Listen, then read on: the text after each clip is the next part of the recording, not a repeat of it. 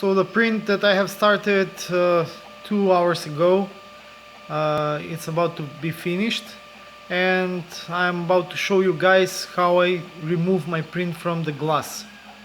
I'm using nothing special again, just 2 millimeters regular glass and a little bit of alcohol to remove the print. Everything will be very easy and very affordable, since I cannot afford myself to lose my heat bed and to dig in it or somehow damage the surface on it. So first of all, why did I print it 250 Celsius with 60? It's because you will see by the print that with 250 I have amazing details on my print that is very reasonably small, and 60 is because with 60 I found out that with this PLA I have very good adhesion using the hairspray.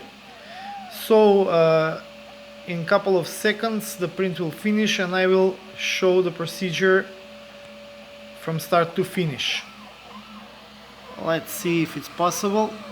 I barely can wait to remove all those supports generated by Cura and see what's underneath. But looking from the sides of the print, it has amazing details of all the bones of the skull, the temporal bone, the cheekbone, even some details above the frontal bone and eyes.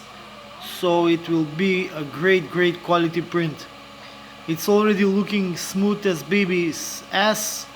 It's printed with 0.1 millimeter high, and again with speed of FR44. So it's done. Right away I'm just removing my clips, and while it's still hot I'm removing the glass from the bed and getting down here, and I will just a second to open the bottle. You can find this type of ethanol alcohol 70% in every pharmacy or maybe in your supermarkets, I don't know. And then you just spray a couple of drops all around the print. And you wait some time for the alcohol to vaporize, and the print will come off very easy. I just knock it to see how it's going. First will come the brim, and second